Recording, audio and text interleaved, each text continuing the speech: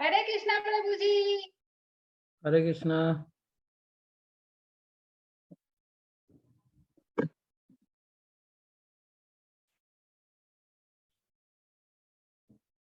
ओम अज्ञानं तिमिरन्धस्य ज्ञानाञ्जनं शलाकया चक्षुरुन्मीलितं येन तस्मै श्रीगुरवे नमः।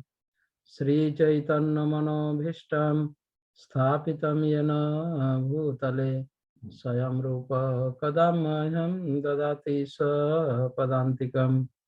वन्देऽहं श्रीगुरो श्रीयुतपदकमलं श्रीगुरुन् वैष्णवांश्च श्रीरूपं सग्रजातं सहगना रघुनाथान्वितं तं सजीवं स्वाद्वैतं सावधूतं परिजनसहितं कृष्णचैतन्यदेवं श्रीराधा कृष्णपादान् सहगण ललिता श्रीविशाखान्वितांश्च नमायं विष्णुपदाय कृष्णपृष्ठाय भूतले श्रीमते भक्तिवेदांत स्वामिनिति नामिने।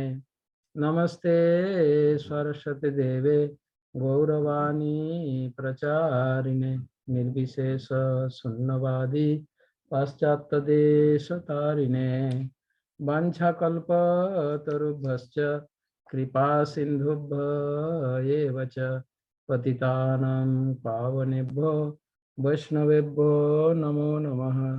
जय श्री कृष्ण चैतन्य प्रभु नित्यानंद श्री अद्वैत गदाधर श्रीवासादि गौर भक्त वृंद। हरे कृष्णा कृष्ण कृष्ण हरे हरे, हरे राम राम राम हरे हरे।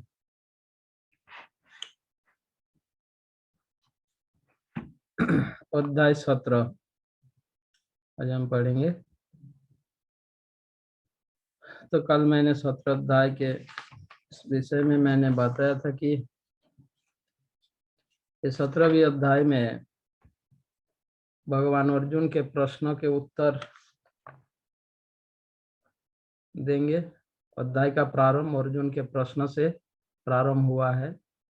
अर्जुन ने पूछा जो प्रश्न, भगवान उनके उत्तर में यह बताएंगे कि मनुष्य का अलग अलग श्रद्धा कैसे होता है, क्यों अलग अलग मनुष्य में हर व्यक्ति में श्रद्धा का प्रकार भिन्न भिन्न क्यों होता है, और अलग अलग श्रद्धा के अनुसार व्यक्ति पूजा अर्चना उपासना तपस्या भोजन आदि भिन्न भिन्न होता है।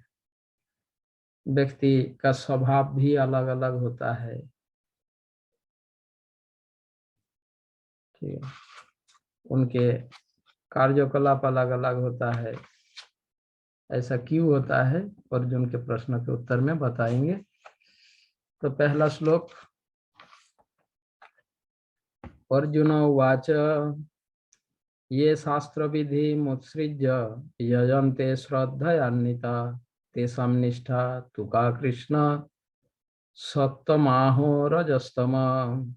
अर्जुन ने कहा, हे कृष्ण, जो लोग शास्त्र के नियमों का पालन न करके अपनी कल्पना के अनुसार पूजा करते हैं, उनकी स्थिति कौन सी है?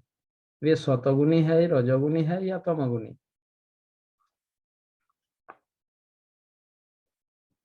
जब 16वीं अध्याय में भगवान ने कहा 23वीं श्लोक में, यह शास्त्र विधि मुत्सृज्य वर्तते काम कारतो न स सिद्धिम अवाप्नोति न सुखम न परांगतिम, यह सुनकर अर्जुन ने भगवान से यह पूछा कि हे कृष्ण, मेरे संशय दूर कीजिए। अब मेरे मन में डाउट आया, संशय आया। क्या संशय? कि कृष्ण ने भगवद गीता के चौथे अध्याय के 39वें श्लोक में भगवान ने कहा था, श्रद्धावान लभते ज्ञानम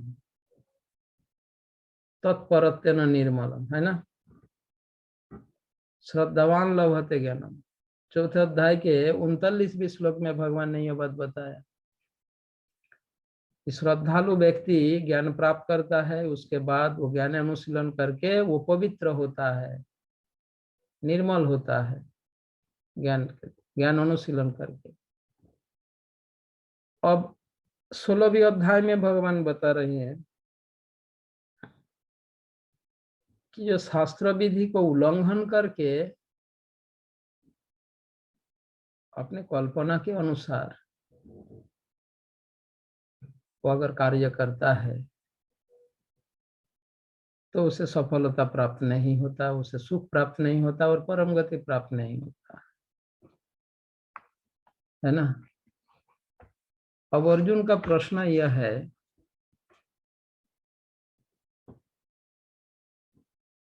कि यदि कोई व्यक्ति, किसी व्यक्ति का यदि किसी का श्रद्धा शास्त्र के विपरीत रूप में हो, यानी किसी व्यक्ति का श्रद्धा है पर शास्त्रों के विधि का अनुशीलन नहीं कर, विधि के अनुसार नहीं करता, श्रद्धा का अनुशीलन, श्रद्धा के अनुसार कार्य शास्त्र विधि के अनुसार नहीं करता। यानी अर्जुन का प्रश्न यह है कि यदि श्रद्धा शास्त्र के विपरीत रूप में अनुशीलित हो तो क्या होता है। मतलब अर्जुन का प्रश्न का मतलब यह है, यदि कोई व्यक्ति शास्त्र के विधि नियमों को पालन नहीं करता, शास्त्र की परवाह नहीं करते, पर अत्यंत श्रद्धालु है, उनका श्रद्धा है पर शास्त्र विधि नियम को पालन नहीं करता, तो वो क्या होता है। क्या ऐसे श्रद्धावान लोग शुद्ध तथा पवित्र हो पाएगा क्या। जो चौथे अध्याय में भगवान ने कहा कि श्रद्धावान व्यक्ति ज्ञान प्राप्त करता है, श्रद्धावान व्यक्ति ज्ञान अनुशीलन करके उनका हृदय पवित्र होता है, तो ऐसे श्रद्धा रखने वाला जो शास्त्र के विधि नियम को परवाह नहीं करता पर श्रद्धा है, तो ऐसे श्रद्धालु क्या, ऐसे श्रद्धालु व्यक्ति ज्ञान योग आदि का फल प्राप्त करेगा क्या, मतलब उनका हृदय पवित्र होगा क्या, ये मेरे को बताइए। जो लोग शास्त्र के विधि परित्याग कर श्रद्धा पूर्वक भजन कर रहे हैं, तो उनका उस निष्ठा का, श्रद्धा को हम क्या कहेंगे। क्या वह श्रद्धा सतोगुणी श्रद्धा है या रजोगुणी या तमोगुणी श्रद्धा है, किस प्रकार का श्रद्धा होगा, यह अर्जुन का प्रश्न है। अर्जुन के प्रश्न समझ आया क्या। अगर प्रश्न समझ आया तभी 17 अध्याय में भगवान ने जो बता रहे हैं, भगवान का उत्तर समझ आएगा।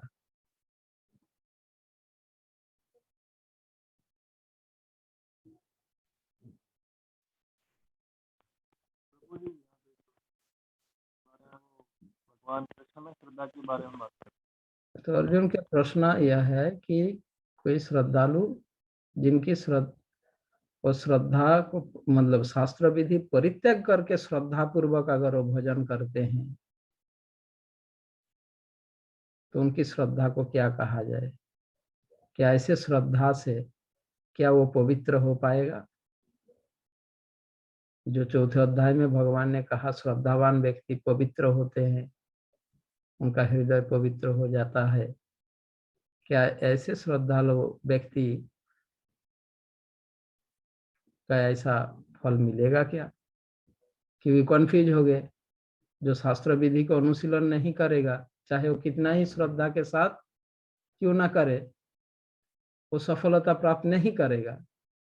जबकि चौथे अध्याय में कहा कि श्रद्धावान व्यक्ति ऐसा होता है। तो ऐसे परस्पर विरोधी बात को हम काल क्या सुना, अभी क्या सुना, 10 मिनट बाद हम भूल देते हैं। और अर्जुन चौथे अध्याय में भगवान ने क्या कहा वो याद रखा। केवल चौथे अध्याय नहीं, इससे पहले भगवान क्या क्या कहा वो उनके दिमाग में सब कुछ है। तब एक कॉन्ट्रडिक्शन आ रहे हैं उनके विचार में, अर्जुन के मन में, कि चौथे अध्याय में तो कहा था कि श्रद्धालु लोग ज्ञान प्राप्त करता है, उनका हृदय पवित्र हो जाता है। तो जिन लोगों का श्रद्धा, जो शास्त्र विधि के बिना जो श्रद्धा है, ऐसे श्रद्धा का क्या परिणाम होगा, ये अर्जुन का वो क्लैरिटी मांग रहे हैं भगवान से। अब भगवान के उत्तर दूसरे श्लोक से। श्री भगवान उवाच त्रिविधा भवति श्रद्धा देहिनां सा स्वभावजा सात्विकी राजसी चैव तामसी चेति तां शृणु।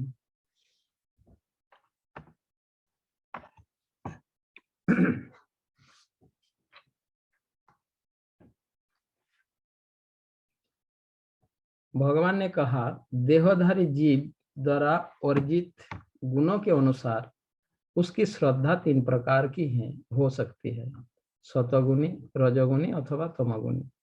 अब इसके विषय में मुझसे सुनो। भगवान ने कहा, देहधारी जीव द्वारा अर्जित गुणों के अनुसार उनकी श्रद्धा 3 प्रकार के हो सकती है।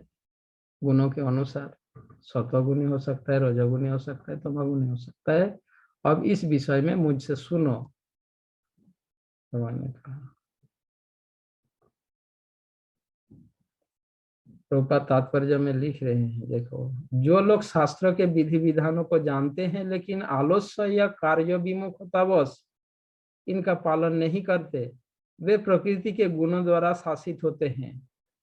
वे अपने सतोगुणी, रजोगुणी या तमोगुणी पूर्व कर्मों के अनुसार एक विशेष प्रकार का स्वभाव प्राप्त करते हैं।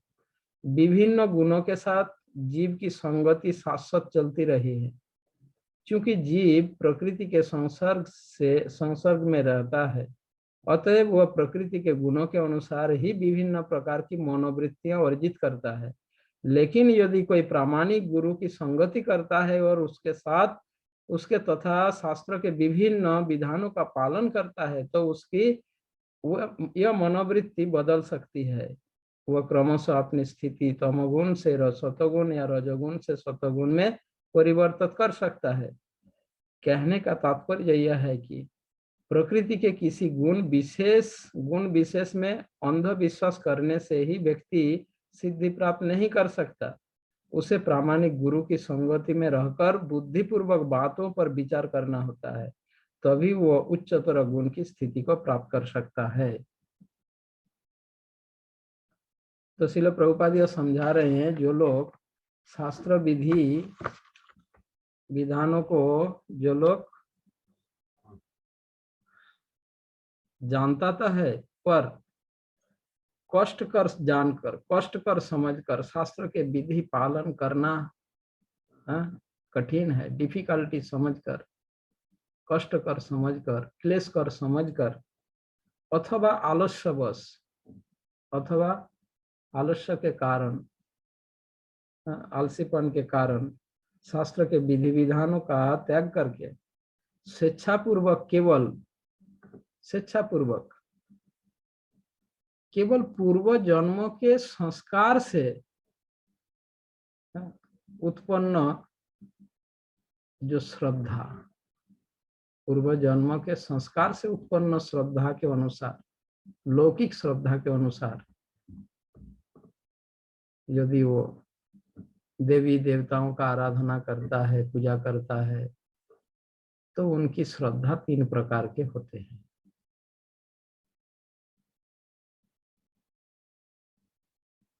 ठीक है, ध्यान से समझा करो बात को। प्रभुपाद यही बता रहे हैं, जो लोग शास्त्र के विधि विधानों को पालन करना क्लेश कर, कष्ट कर मानकर, समझकर उसे त्याग देता है। अरे इतना जल्दी उठना, कष्ट है, और जल्दी उठना नहीं चाहता। अब तो सर्दी भी आ रही है, एक बार कंबल के अंदर गए तो कौन बाहर आना चाहेगा, है ना। ऐसे शास्त्र के विधि को पालन करना कष्टकर समझकर जो त्याग देता है, या आलसीपन के कारण, आलस्य के कारण, जो शास्त्र विधि विधान पालन करना छोड़ देता है, त्याग देता है, ऐसे लोग केवल पूर्व जन्मों के संस्कार के से उन्हें जो श्रद्धा मिली है, उन श्रद्धा के बल पर यदि वो देवी देवताओं का जो आराधना करते हैं, जो भी साधन भजन करते हैं, वो 3 प्रकार का होता है।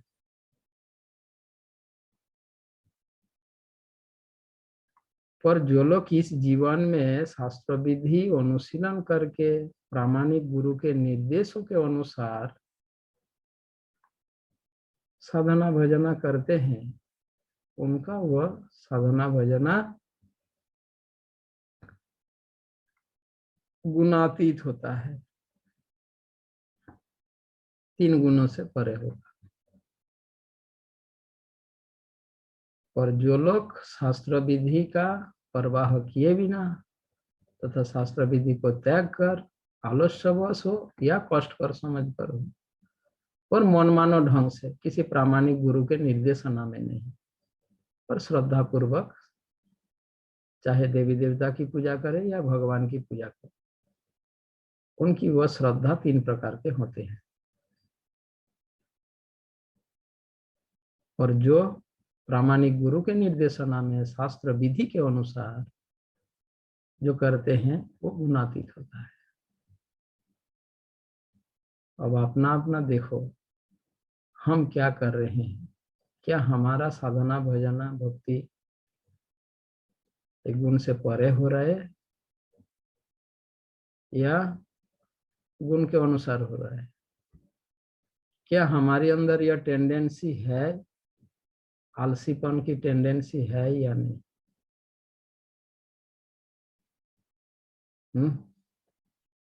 है। आलस्य के कारण हम शास्त्र के विधि नियम को कभी कभी परित्याग करते हैं या नहीं करते हैं? सभी निराकार उपासक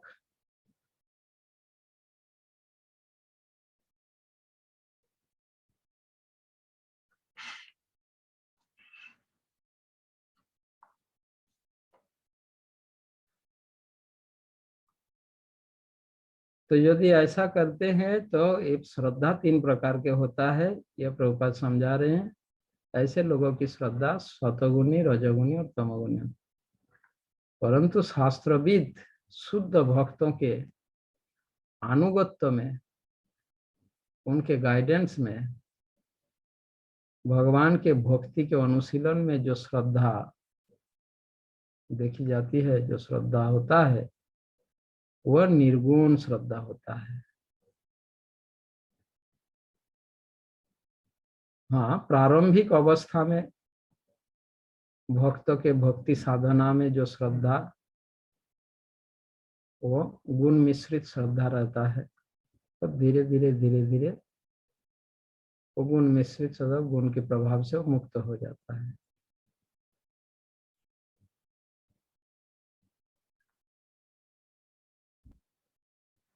ठीक है। और शुरुआत में प्रारंभिक स्थिति में भगवान भक्तों की जो वो है, वो गुण मिश्रित है। ठीक है, यही बात इस श्लोक में प्रभुपाद ने समझाया है।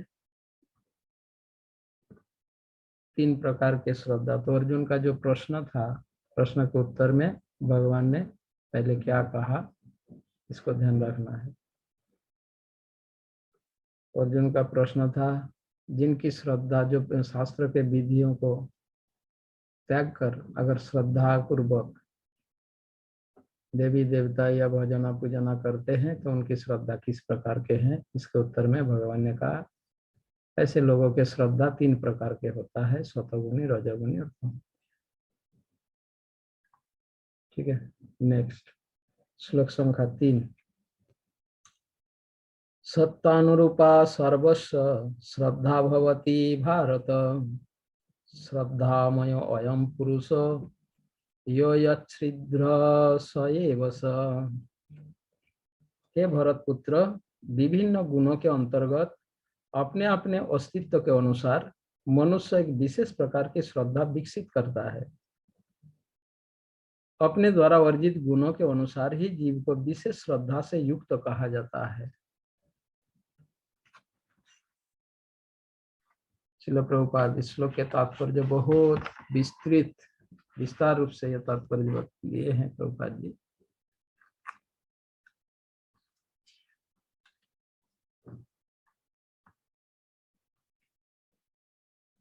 प्रभुपाद तात्पर्य के दूसरे पैरा में लिखते देखो, इस श्लोक में श्रद्धा शब्द अत्यंत सार्थक है।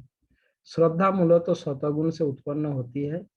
मनुष्य की श्रद्धा किसी देवता, किसी कृत्रिम ईश्वर या मनोधर्म में हो सकती है, लेकिन प्रबल श्रद्धा सात्विक कार्यों से उत्पन्न होती है।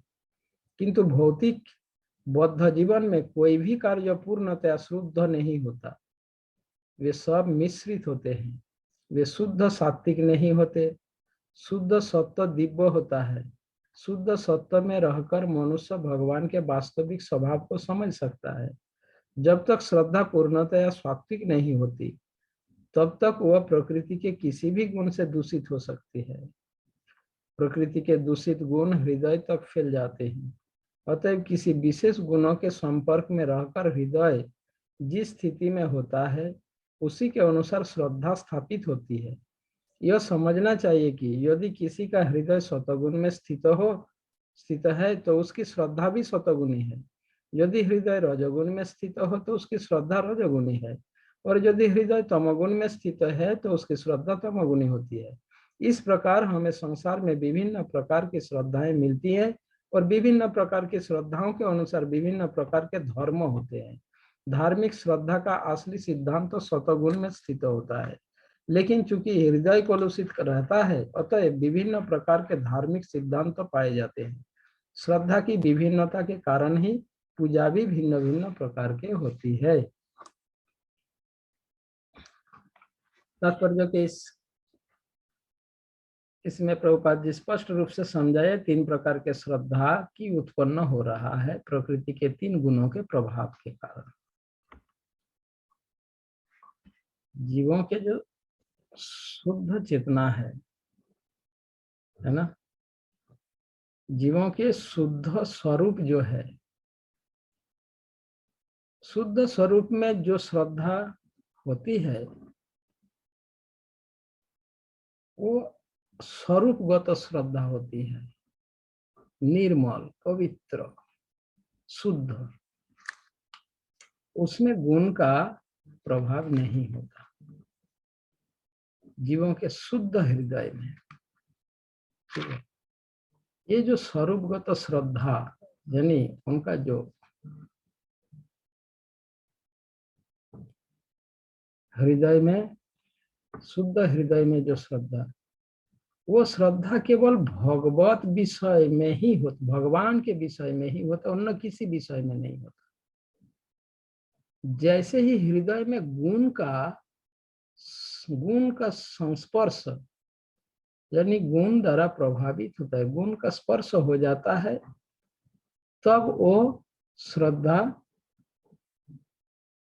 में चेंजिंग आ जाता है।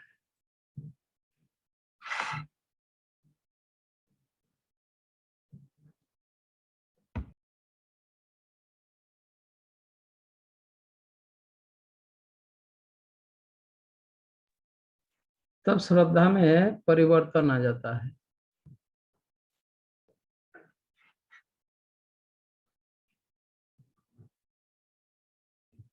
शुद्ध हृदय में श्रद्धा निर्गुण होता है, पर जैसे ही जीवात्मा प्रकृति के गुण के संपर्क में आता है तो उनका श्रद्धा, तब उनका हृदय कलुषित हो जाता है, बद्ध अवस्था को प्राप्त होता है। ऐसे बद्ध अवस्था में जीवों का स्वभाव श्रद्धा के अनुसार स्वभाव होता है। श्रद्धा जो रियलिटी में, जो शुद्ध हृदय में श्रद्धा केवल भगवान के विषय में ही होता है, अन्य किसी विषय में नहीं होता। भगवान के रूप, भगवान के गुण, कृष्ण के रूप गुण, उनके कार्यकलाप, उनके नाम, इन सभी में, अन्य किसी विषय में जीवों के शुद्ध हृदय में अन्य किसी विषय में श्रद्धा नहीं है, केवल मात्र कृष्ण तथा कृष्ण संबंधित विषयों में ही शुद्ध हृदय में केवल मात्र उसी में श्रद्धा है। ठीक है, और वह श्रद्धा निर्गुण होता है। किंतु बद्ध अवस्था में, यानी जब जीव प्रकृति के गुण के संपर्क में आ जाता है, हृदय जब कलुषित हो जाता है, शुद्ध हृदय में जो श्रद्धा, उस श्रद्धा के अनुसार, शुद्ध हृदय के श्रद्धा के अनुसार ही उनमें स्वभाव उत्पन्न होता है। जैसे श्रद्धा होगा वैसा स्वभाव बनेगा जीवों का। मैंने कहा जैसे शास्त्र यहाँ पे प्रभुपाद जी बताया, शुद्ध हृदय में जो श्रद्धा है वह श्रद्धा केवल कृष्ण विषय में ही होता है। तो उसका स्वभाव क्या होगा? केवल श्री कृष्ण की सेवा करना। इसके अतिरिक्त और किसी का उनका स्वभाव ही होगा भगवान की भक्ति करना, सेवा करना, उनका स्वभाव होगा। पर जैसे बौद्ध अवस्था प्राप्त होता है तो उनका श्रद्धा बदल जाता है, तो स्वभाव भी बदल जाता है।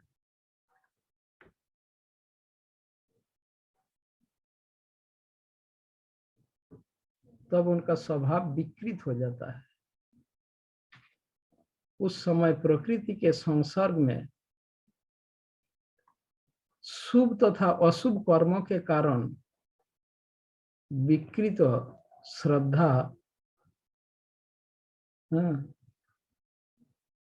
जिसके प्रति नियुक्त होता है,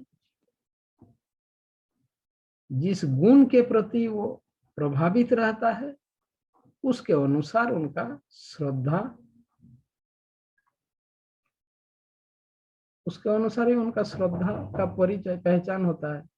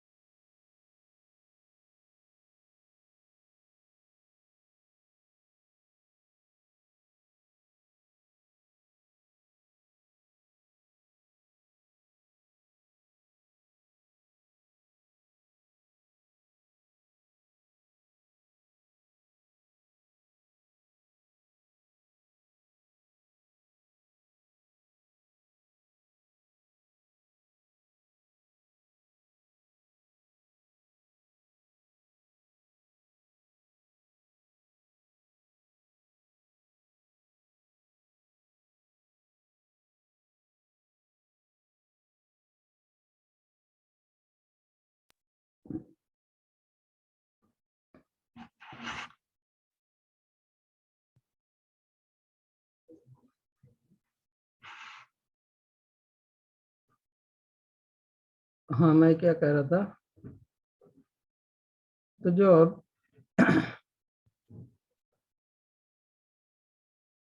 विकृत स्वभाव का कारण श्रद्धा विकृत हो जाता है, इस कारण स्वभाव विकृत हो जाता है।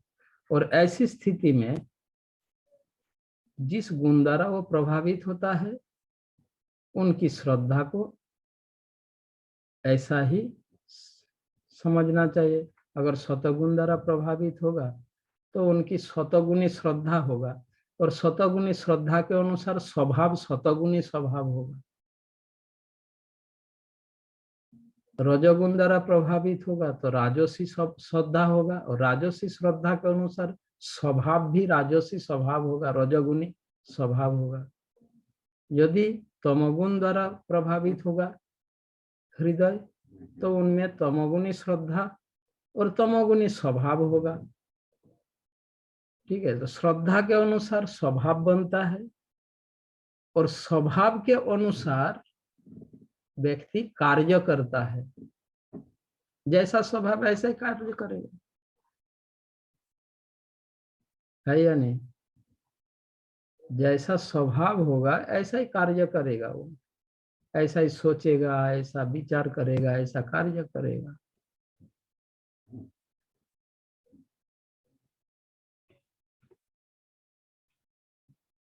यदि सतगुण द्वारा प्रभावित होता है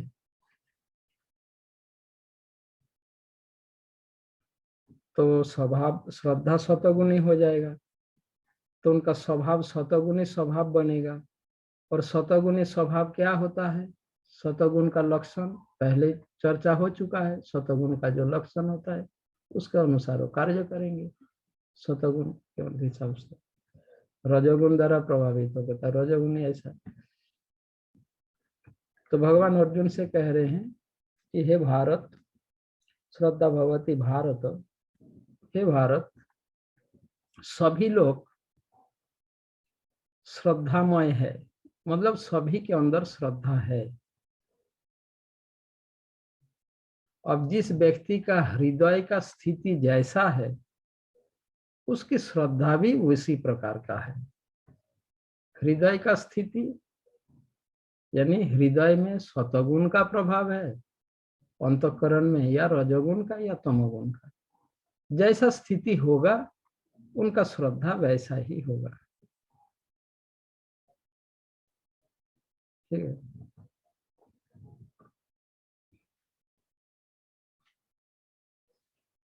पर शुद्ध हृदय होगा तो श्रद्धा केवल भगवान के प्रति और अन्य किसी विषय में नहीं।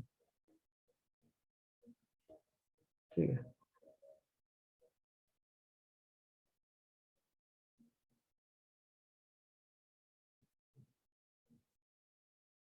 और जैसे ही हृदय कलुषित होता है तो उन्हें बद्ध अवस्था की प्राप्ति होता है।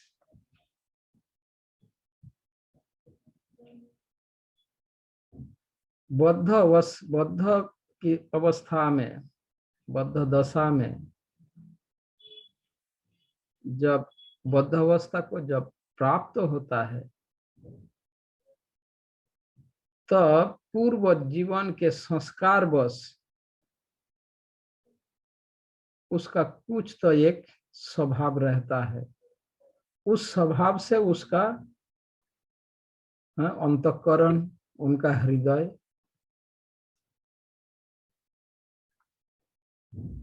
गठित हुआ रहता है।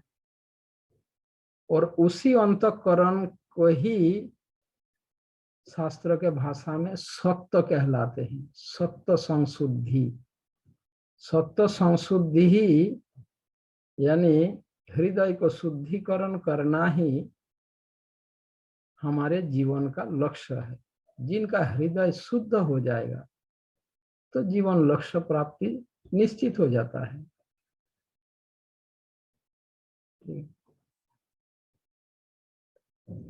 अन्यथा जब तक हृदय शुद्ध ना हो तब तक हमें बद्ध अवस्था में रहना पड़ेगा। तो इसीलिए हृदय शुद्धिकरण, भगवान चैतन्य महाप्रभु इसीलिए हृदय शुद्धिकरण शिक्षाष्टकम में यही शिक्षा दिए हैं। चेतो दर्पण मार्जन, ये समस्त शास्त्र अध्ययन, भक्ति की विधि विधान पालन, जो कुछ आदेश उद्देश्य निर्देश है, इसका उद्देश्य है हमारे हृदय को शुद्ध करना, पवित्र करना। और हृदय शुद्ध हुआ या नहीं कैसे पहचाने? अभी अभी बताया, हमारा हृदय शुद्ध हुआ या नहीं, शुद्ध हृदय का लक्षण क्या है, कैसे पहचाने? कौन बताएगा?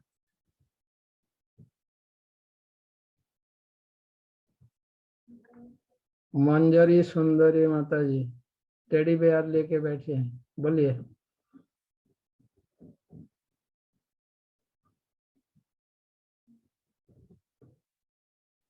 क्वेश्चन मैं ठीक से सुना नहीं, क्वेश्चन मैंने प्रश्न नहीं सुने, ठीक से नहीं समझ में आया प्रश्न। मैं प्रश्न ये पूछा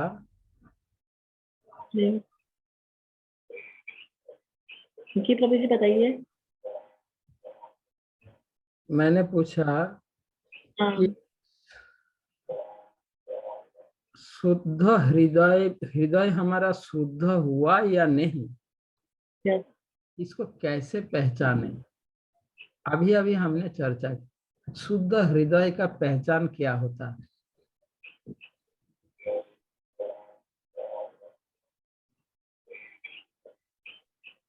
अब भगवान, शुद्ध हृदय केवल भगवान के संबंधित विषयों में हमारा, हाँ ठीक बोल रहे हैं, बोलिए। भगवान के विषय में, भगवान के विषयों में रहता है तो क्या रहता है? श्रद्धा निर्गुण हो जाता है, निर्गुण हो जाती है श्रद्धा। हाँ, शुद्ध हृदय में केवल मात्र भगवान के विषय में क्या होता है?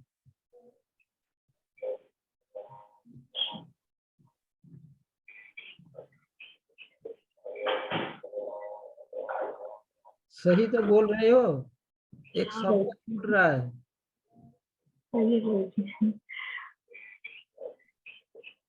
शुद्ध हृदय में केवल मात्र भगवान के विषय में ही क्या होता है?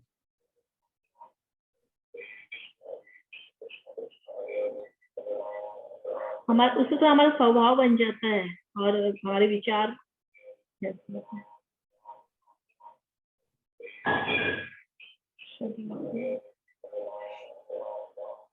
हाँ, अब आपने जो समझा अपने भाषा में बता सकते हो, कोई दिक्कत नहीं, बताओ। सही बता रहे हो, थोड़ा और समझ आए ऐसा बताओ। शुद्ध हृदय की पहचान क्या है? कैसे पहचान है कि इनका हृदय शुद्ध है? केवल भगवान के संबंधित विषयों में ही, जैसे भगवान की विषयों में सेवाओं, क्या? विषयों में क्या? भगवान के विषयों में कर रहे हो तो आगे बोलो, ये तो अधूरा, इनकम्प्लीट है। भगवान की जो भी सेवा है उनमें हर सेवा में हमारी श्रद्धा है। हाँ, जब शुद्ध हृदय मतलब भगवान के विषय के अलावा और किसी विषय में उनका कोई श्रद्धा, कोई रुचि की नहीं, जो कार्य करेगा केवल भगवान के लिए, भगवान के संबंध, इसके अतिरिक्त तो कोई कार्य करेगा ही नहीं। यह है शुद्ध हृदय की पहचान। अब हमारा हृदय शुद्ध है या नहीं, हुआ या नहीं, हम कैसे पहचाने? इसके अलावा हम जो सोच रहे हैं, कर रहे हैं, जो कुछ, क्या ये केवल कृष्ण संबंध में, कृष्ण से संबंधित या नहीं? इस पर विचार करेंगे तो पता चलेगा कि हमारा हृदय शुद्ध है या नहीं।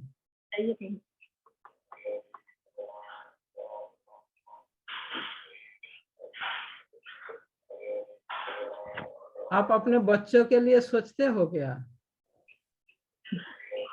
सोच विचार आता है या नहीं? आता है। तो जब अपने बच्चों के लिए सोच विचार आता है तो उस विचार के साथ कृष्ण का कोई संबंध रहता है? कोशिश करते तो थोड़ा थोड़ा रहता है, थोड़ा थोड़ा रहता है, तो मतलब थोड़ा थोड़ा शुद्ध है। सही है, पूरा कृष्ण कॉन्सेप्ट नहीं है प्रभु जी। तो जितना होगा उतना शुद्ध है। चलो ठीक है, थैंक यू।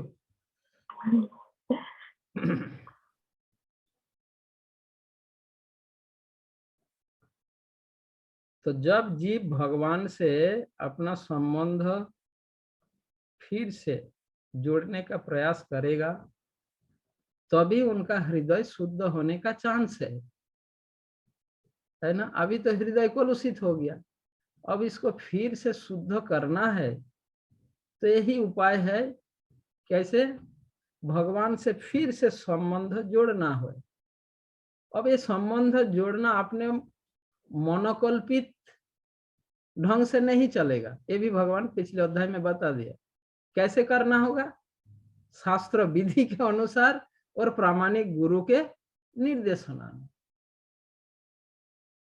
ऐसा नहीं अपने मन कल्पित विधि नियम से मैं भगवान से संबंध जोड़ लूंगा, नहीं तो सक्सेस नहीं होगा। ये भी क्लियर कर दिया भगवान।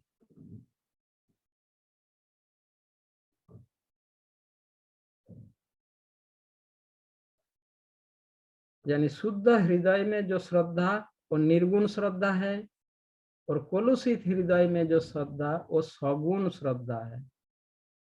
श्रद्धा जब तक निर्गुण नहीं हो जाता तब तक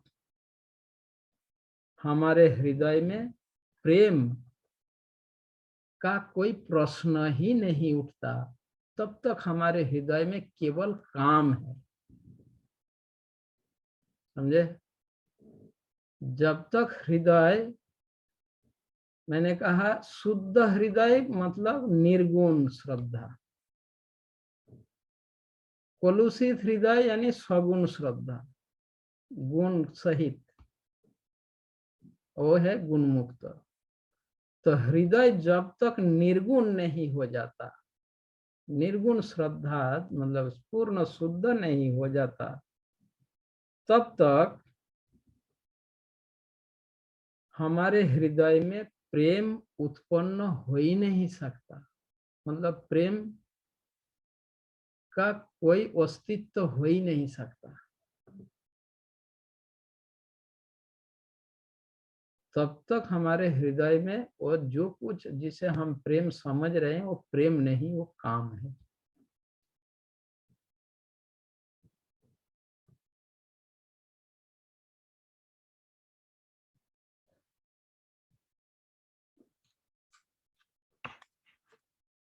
ठीक है, श्लोक संख्या 4।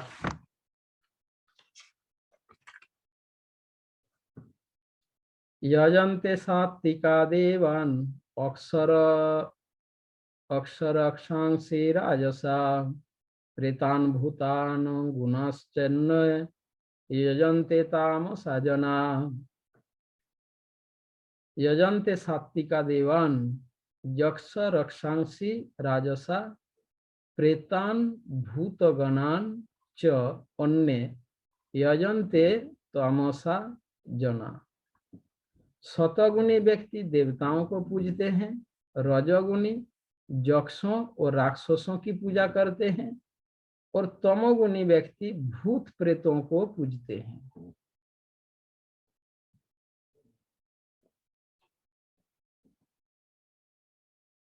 तो हृदय जब सतगुण द्वारा प्रभावित होगा तो सतगुणी व्यक्ति वो देवी देवताओं का पूजा करेगा।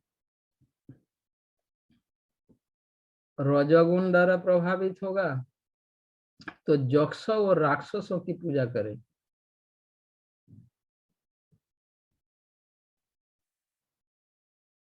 आप लोग यक्ष राक्षस की पूजा करते हैं या नहीं?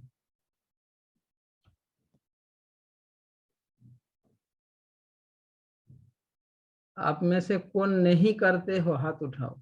यक्ष राक्षस की पूजा नहीं करते हो? कमलासन प्रभु यक्ष राक्षस की पूजा नहीं करते,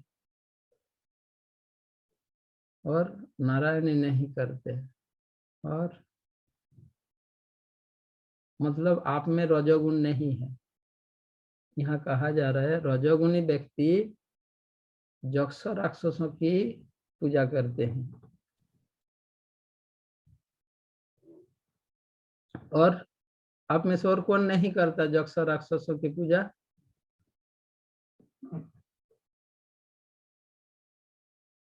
पूजा मतलब रेस्पेक्ट, सम्मान। यक्ष मतलब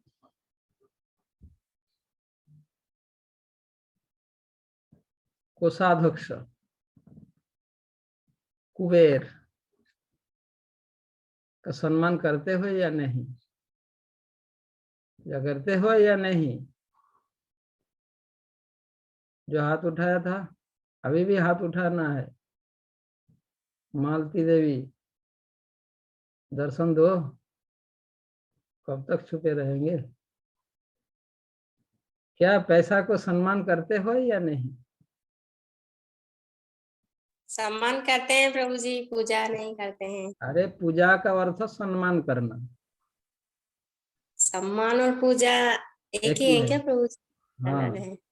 ना अलग नहीं। पूजा मीन्स सम्मान, भोजन अलग है, पूजा अलग है। आप पूजा मतलब भजना समझ रही हो। अच्छा,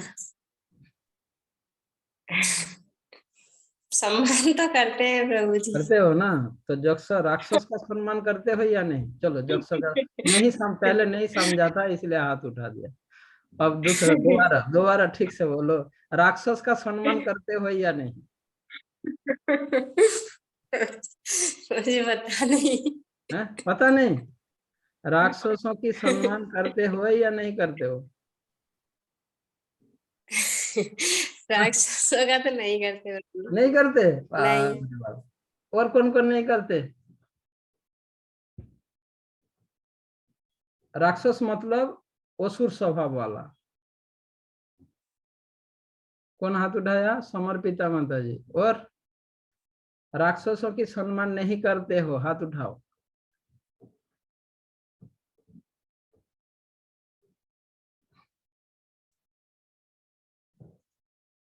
अच्छा, हमारा मिनिस्टर अगर, समर्पिता माता जी, हमारे एमएलए और या मिनिस्टर अगर आपके घर पर आए, आप उसका सम्मान करोगे या नहीं करोगे? वो राक्षस है या नहीं, बताओ। ये तो पता नहीं है प्रभु जी। पता नहीं? तो आप सम्मान भक्ति तो शास्त्री करेंगे क्लास, लेकिन आप भक्ति शास्त्री क्लास में बैठो मत। नहीं, सम्मान तो करेंगे प्रभु जी। तो मेरा प्रश्न था कि हम लोग राक्षसों की सम्मान करते हैं या नहीं, और ये लोग राक्षस है या नहीं? अगर कल्याण कर रहे हैं तो नहीं है, अगर कल्याण नहीं कर रहे तो है। कल्याण कर रहे तो नहीं है, कल्याण नहीं कर रहे हैं तो फिर आप इतने दिनों से क्या सुन रही हो? असुरों का, राक्षसों का क्या लक्षण है? नहीं, आप नेता बोल रहे हो ना, कोई जैसे नेता आ जाए तो हाँ, नेता ही बोल रहा हूँ। नेता में वो लक्षण है या नहीं? कुछ कुछ होता है प्रभु जी, कुछ नहीं होता। मतलब सब नेता ऐसे नहीं होते ना, कोई सही भी होता है, कोई एक नेता का नाम बोलो जिसमें असुर राक्षस का लक्षण नहीं है। एक नेता का नाम बोलो। नहीं होता, सब में ही है। तो अभी भी आप अपने बातों को पलट रही हो।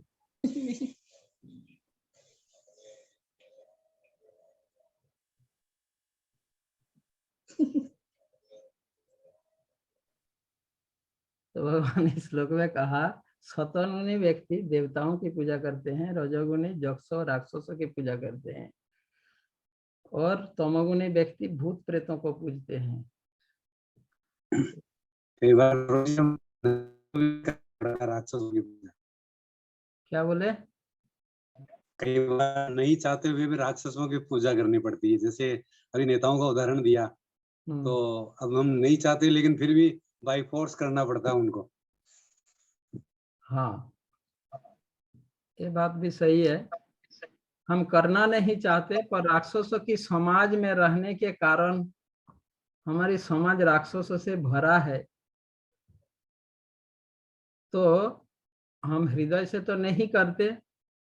मतलब आप जो कह रहे हो, कभी कभी हम तो अंतःकरण से नहीं करते, पर दिखावटी करना ही पड़ता है, क्योंकि हम राक्षसों के समाज में हैं। दिखावटी पूजा उनका करना ही पड़ता है, सम्मान करना ही पड़ता है, दिखावटी, भले ही अंतःकरण से ना हो। भक्त लोग अंतःकरण से नहीं करते, दिखावटी करना पड़ता है, क्योंकि हम राक्षसों के समाज में ही रह रहे हैं। हम तो प्रहलाद नहीं है ना, हमारी ऐसे पूर्ण श्रद्धा नहीं है, हृदय शुद्ध नहीं है प्रहलाद की जैसे कि राक्षस को, हाँ, पूरा तरह उनको विरोध करेगा। ऐसा हम नहीं कर सकते। ऐसा करेंगे तो प्रहलाद के जीवन में जो स्थिति आया वो स्थिति हमारे जीवन में भी आएगा। प्रहलाद के लिए तो कोई दिक्कत नहीं है, वो उनके लिए सब कुछ समान है, पर हमारे अंदर भेदभाव है, इसीलिए हमें स्थान काल परिस्थिति के अनुसार चलना पड़ रहा है। ठीक है, चलो। तो चौथे श्लोक में भगवान यह कह रहे हैं सतोगुणी व्यक्ति देवताओं को पूजते हैं, रजोगुणी यक्षों व राक्षसों की पूजा करते हैं और तमोगुणी व्यक्ति भूत प्रेतों को पूजा करते हैं। तो इस श्लोक में भगवान जो बता रहे हैं, तो इसमें जिस श्रद्धा की बात भगवान बता रहे हैं, ये लौकिकी श्रद्धा,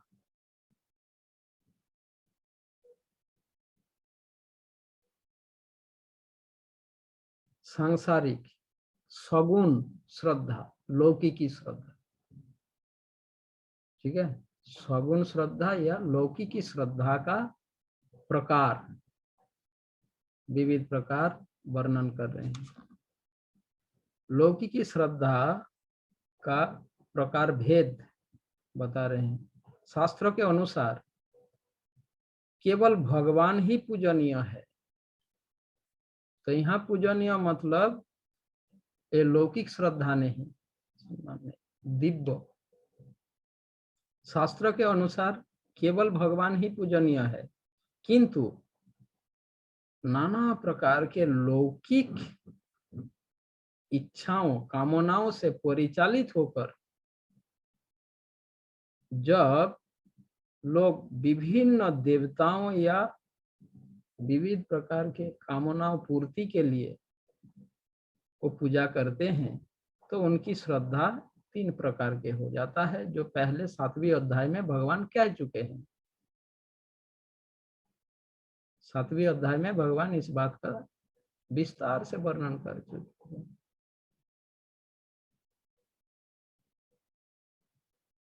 भौतिक इच्छाओं को पूर्ति के लिए। 7वें अध्याय के कौन से श्लोक है?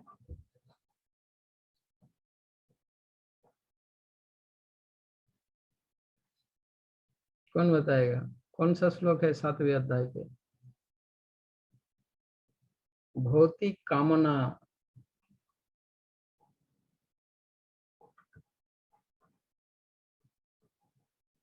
भौतिक कामना इच्छाओं पूर्ति के लिए देवी देवताओं का आराधना करते हैं। कौन सा श्लोक है? 7.22 क्या श्लोक है? तथा श्रद्धया युक्तस्तस्य उसका पहले वाला कामस्तस्थै हृतज्ञाना,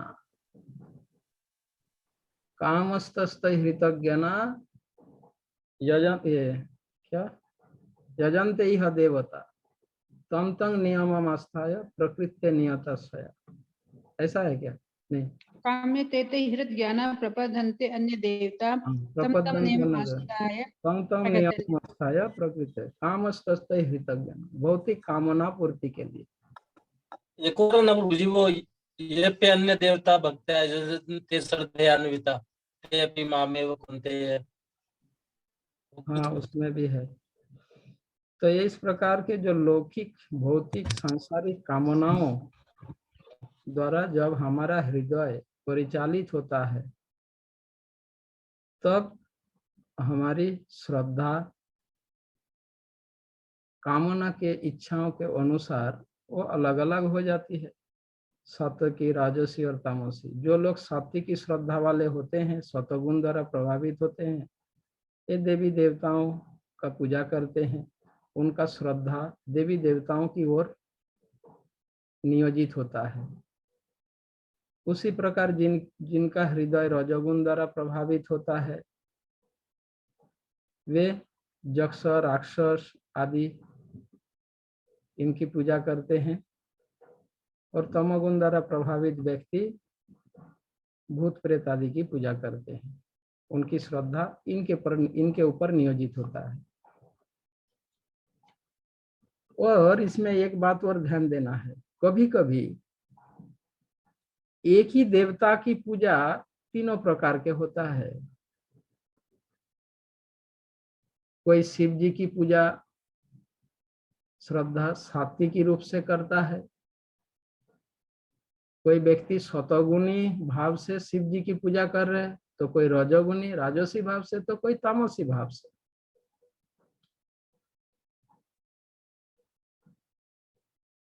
प्रचेताओं शिव जी की पूजा किया किस भाव से? सतगुणी भाव से। सत्य, शुद्ध सत्वगुणी, सतगुणी भाव से। भस्मासुर शिव जी की आराधना किस भाव से किया, किस गुण से किया? भस्मासुर शिव जी का आराधना किस गुण, सतगी, राजसी या तामसी? तमोगुणी, तामसी भाव से किया। रावण शिव जी की पूजा किस भाव से किया? राजसी, रजोगुणी। तो इस प्रकार कभी कभी एक ही देवता तो एक ही है, पर पूजा तीन प्रकार अलग अलग से हो रही है उसका। कोई सात्विकी व्यक्ति सतगुणी भाव से उनकी पूजा कर रहे हैं, राजसी व्यक्ति रजोगुणी भाव से, और तामसी व्यक्ति तमोगुणी भाव से, पर देवता एक ही है।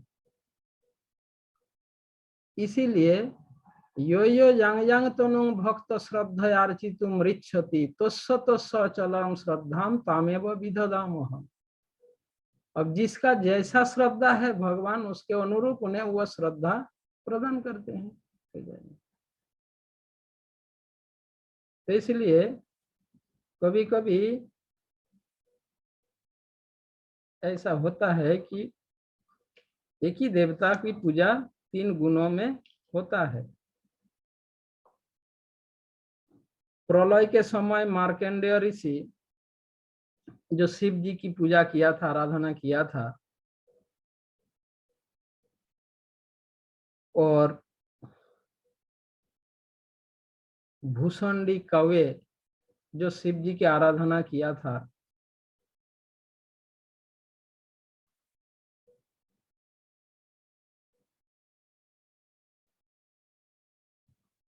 ये कौन सी गुण का था? बता सकते हो? कहानी नहीं जानते तो नहीं बता सकते। ये सतगुणी श्रद्धा था। बानासुर, रावण, ये जो शिव जी की पूजा किया ये राजसी था। भस्मासुर जो किया शिव जी की पूजा वो तामसी था। उसी प्रकार अन्य देवताओं के लिए भी यह बात लागू होता है। दुर्गा देवी की पूजा में भी तीनों प्रकार की श्रद्धा होता है, तीनों प्रकार से होता है।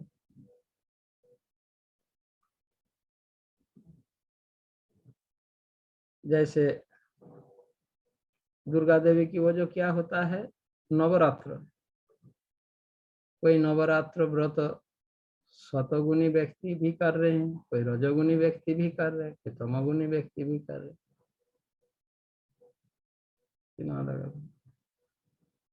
परंतु इसमें एक बात ध्यान रखना है, ये जो तीन प्रकार के सतगुणी, सात्विकी, राजसी और तामसी, ये तीनों प्रकार के श्रद्धाएं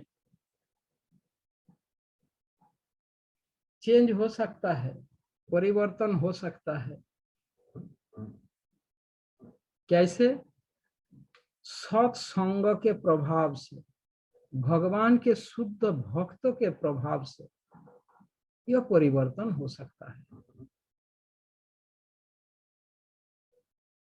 यदि जैसे अभी अगर मेरे अंदर तमोगुणी स्वभावी हो, पर यदि मुझे ऐसे सत्संग का अवसर मिले तो मेरे तमोगुणी स्वभाव धीरे धीरे सतगुण में बदल सकता है।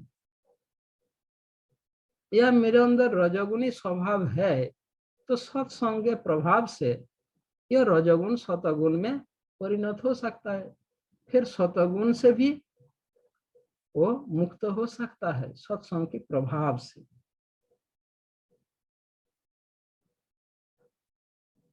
और अंततः वो निर्गुण स्तर तक पहुंच सकता है।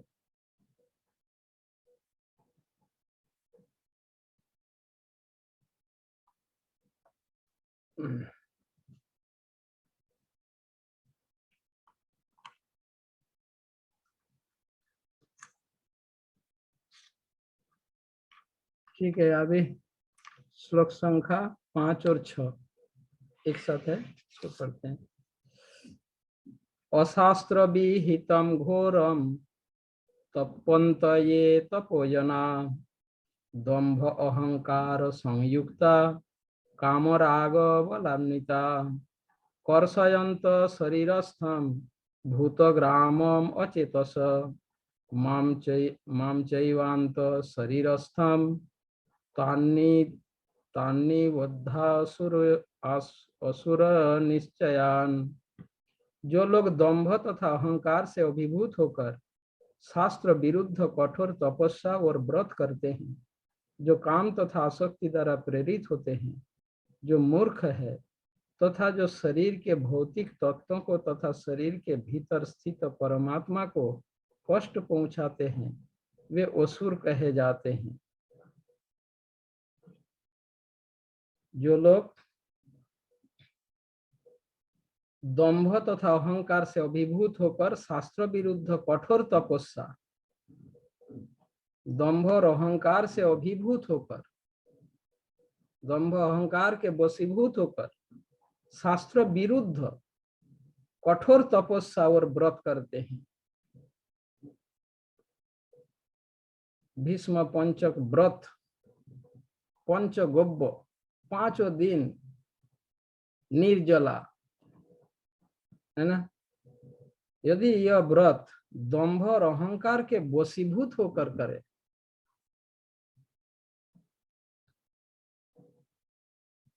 तो क्या होगा,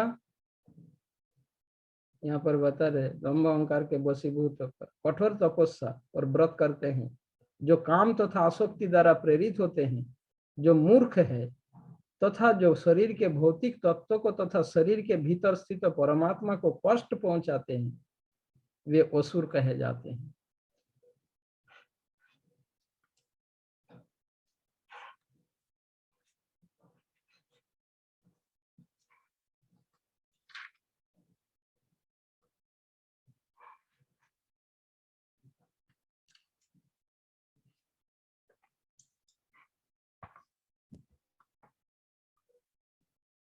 इस श्लोक के तात्पर्य में, दोनों श्लोकों के तात्पर्य में प्रभुपाद बता रहे, कुछ पुरुष ऐसे हैं जो ऐसी तपस्या की विधियों का निर्माण कर लेते हैं जिनका वर्णन शास्त्र में नहीं है। उदाहरणार्थ, किसी स्वार्थ के प्रयोजन से, यथा राजनीतिक कारणों से उपवास करना, धरना लगाना, क्या बोलते हैं उसको, फास्टिंग करके वो धरना लगाते हैं, अनशन। किसी राजनीतिक कारणों से उपवास करना शास्त्र में वर्णित नहीं है। शास्त्र में तो आध्यात्मिक उन्नति के लिए उपवास करने की संस्तुति है, किसी राजनीतिक या सामाजिक उद्देश्य के लिए नहीं। भगवत गीता के अनुसार जो लोग ऐसी तपस्याएं करते हैं वे निश्चित रूप से आसुरी हैं। उनके कार्य शास्त्र विरुद्ध है और सामान्य जनता के हित में नहीं है। वास्तव में वे लोग गर्व, अहंकार, काम तथा भौतिक भोगों के प्रति आसक्ति के कारण ऐसा करते हैं। ऐसे कार्यों से न केवल शरीर के उन तत्वों को विक्षोभ होता है जिनसे शरीर बना है, अपितु शरीर के भीतर निवास कर रहे हैं परमात्मा को भी कष्ट पहुंचाता है। ऐसे अवैध उपवास से या किसी राजनीतिक उद्देश्य से की गई तपस्या आदि से निश्चय ही अन्य लोगों की शांति भंग होती है। उनका उल्लेख वैदिक साहित्य में नहीं है।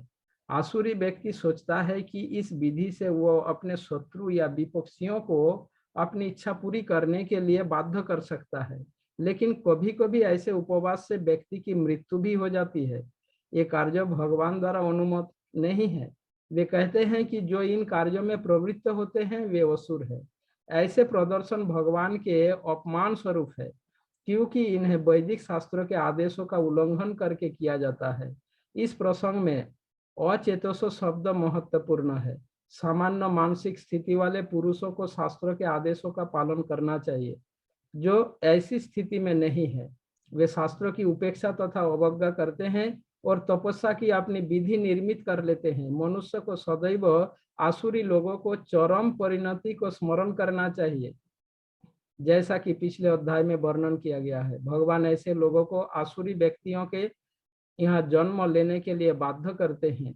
फलस्वरूप वे भगवान के साथ अपने संबंध को जाने बिना जन्म जन्मांतर आसुरी जीवन में रहते हैं। किंतु यदि ऐसे व्यक्ति इतने भाग्यशाली हुए कि कोई गुरु उनका मार्गदर्शन करके उन्हें वैदिक ज्ञान के मार्ग पर ले जा सके, तो वे इस भवबंधन से छूटकर अंततोगत्ता परम गति को प्राप्त होते हैं।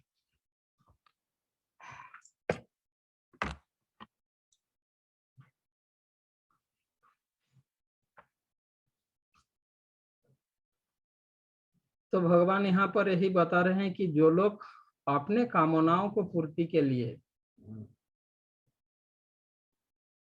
शास्त्र विधियों का उल्लंघन करके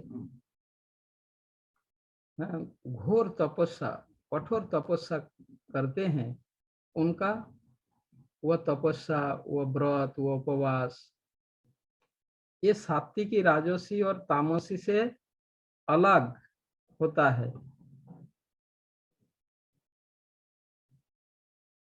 ऐसे तपस्या सात्विकी, राजसी, तामसी जो पहले कहा गया था 3 प्रकार के, इससे अलग होता है ये। ऐसे लोग बड़े दुर्भागा होते हैं। ऐसे लोग पाखंडियों के संग प्रभाव से शास्त्र विरुद्ध भयानक तपस्या करते हैं। ऐसी तपस्याएं वृथा कष्ट कर, उपवास, व्रत, अपने शरीर के, जैसे किसने वो तपस्या किया था, शरीर को काट करके, जैसे नर बलि देता है, पशु बलि देता है, हिंसात्मक कर्मों के द्वारा एक कष्ट पहुंचाता है, भगवान को भी कष्ट पहुंचाता है। ऐसे लोगों को, ऐसे निष्ठुर स्वभाव वाले को क्या कहा जाए? असुर, असुर ही समझना चाहिए। आज की सभ्यता में लोग स्वार्थ के लिए ही जो भी व्रत तपस्या आदि करते हैं, केवल मात्र स्वार्थ के लिए ही करते हैं। आध्यात्मिक उन्नति के लिए नहीं, भगवान की प्रसन्नता के लिए नहीं, केवल मात्र स्वार्थ सिद्धि के लिए। और वह स्वार्थ राजनीतिक हो सकता है, सामाजिक हो सकता है, अर्थनैतिक हो सकता है, पारिवारिक हो सकता है, व्यक्तिगत हो सकता है। किसी न किसी स्वार्थ के कारण ही आज की सभ्यता में जो भी व्रत तपस्या आदि जो करते हैं लोग, केवल मात्र स्वार्थ सिद्धि के लिए। और वो स्वार्थ किसी भी प्रकार का हो सकता है, व्यक्तिगत हो सकता है, सामाजिक हो सकता है, राजनीतिक हो सकता है, किसी प्रकार का हो सकता है, पर स्वार्थ सिद्धि के लिए, न कि आध्यात्मिक कल्याण के लिए, आत्मा के कल्याण के लिए नहीं। इसीलिए ऐसा तपस्या, ऐसा उपवास, ऐसे व्रत, ऐसे तपस्या, ये आसुरी है। यानी ये जो पहले 3 प्रकार के जो कहा गया था, सात्विकी, राजसी और तामसी, इससे भी ये निकृष्ट है। इन तीनों प्रकार के श्रद्धा से भी ये निकृष्ट है, निंदनीय है। शास्त्र में आध्यात्मिकता के लिए ही तपस्या का निर्देश है, जबकि यहाँ किसी न किसी भौतिक स्वार्थ के लिए ऐसे उत्कट तपस्या किया जा रहा है।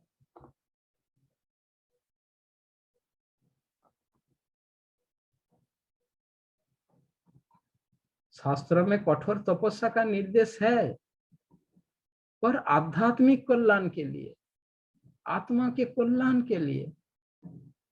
जैसे कि एकादशी व्रत, निर्जला व्रत करे, 24 आवर्स भगवान के नाम, रूप, गुण आदि कीर्तन में, 24 आवर्स रात्रि जागरण करके केवल भगवान के विषय में वो मग्न रहे। तो ऐसा निर्देश, ऐसा विधि का वर्णन शास्त्र में है। और जो लोग शास्त्र के विधि का उल्लंघन करके मांस मछली सेवन करके और विविध प्रकार के क्या बोलते हैं कुत्सित और अभद्र आचरण करते हुए आज के दिन में लोग व्रत तपस्या करते हैं, जागरण। राजस्थान में भी ये फेमस है ना, कहीं कहीं देवी माता के वहां जागरण होता है। जागरण होता है प्रभु जी। होता है प्रभु जी, होता है। हाँ, तो वहां पे लोग क्या करते हैं, हिंदी मूवी का गाना, फिल्म, रात्रि जागरण चल रहा है। यहाँ तक कि देवी माता का गुणगान भी होता है उसी फिल्मी गाना को ये करके। तो इस तरीका के ये जो विविध जो कुछ शास्त्र में निर्देशित नहीं है, ऐसे उपवास व्रत जागरण ये न तो जन संसार के जीवों के कल्याण के लिए जनहितकर भी नहीं है, और ऊपर से ऐसे लोग गर्व, अहंकार, काम और भौतिक कामना द्वारा प्रेरित होकर ऐसा करते हैं। गर्व, अभिमान, भौतिक कामना, इच्छाओं के कारण। और इस प्रकार के तपस्या, व्रत, पूजा से इस शरीर को तो कष्ट देते ही हैं और शरीर में स्थित परमात्मा भी प्रसन्न नहीं होते। ऐसे व्रत तपस्या से समाज के लोगों के अन्नों का शांति भंग होता है। इसके अतिरिक्त और कोई फायदा नहीं। ठीक है। और ऐसे लोगों को भगवान बार बार असुर योनियों में फेंक डालता है। इससे अच्छा तो वही है सतोगुणी, रजोगुणी, तमोगुणी श्रद्धा, इससे तो अच्छा है। और इस तरीका के उससे भी ये निकृष्ट है, क्योंकि कम से कम वो शास्त्र विधि के अनुसार तो कर रहे हैं, भले ही वो तामसी क्यों ना हो, राजसी क्यों ना हो, सात्विकी क्यों ना हो। ठीक है, आज यहाँ पर हम 6 श्लोक तक किए हैं। कल हम श्लोक संख्या 7 से पढ़ेंगे। 7वें श्लोक से पढ़ेंगे। इसमें 3 प्रकार के गुण द्वारा प्रभावित व्यक्तियों का भोजन, आहार और यज्ञ कैसा होता है उसका वर्णन। 3 प्रकार गुण द्वारा प्रभावित व्यक्तियों का भोजन, आहार और यज्ञ, यानी सात्विकी आहार, राजसी आहार, तामसी आहार, सात्विकी यज्ञ, राजसी यज्ञ और तामसी यज्ञ। 3 प्रकार भोजन और 3 प्रकार यज्ञ का वर्णन। 8, 9, 10 ये 3 प्रकार आहार भोजन का वर्णन किए भगवान। 11, 12, 13 इसमें 3 प्रकार यज्ञ का वर्णन है।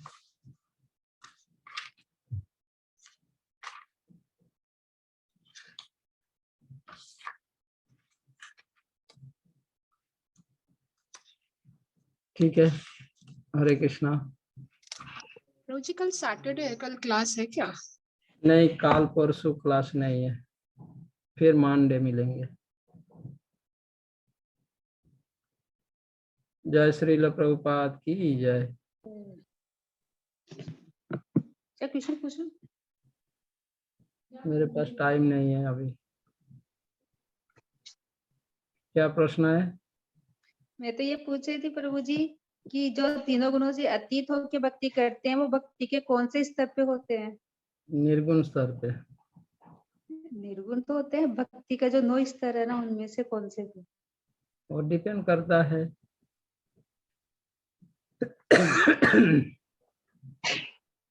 अगर वो तीनों गुणों से परे हैं तो मिनिमम समझ लीजिए वो निष्ठा स्तर में है।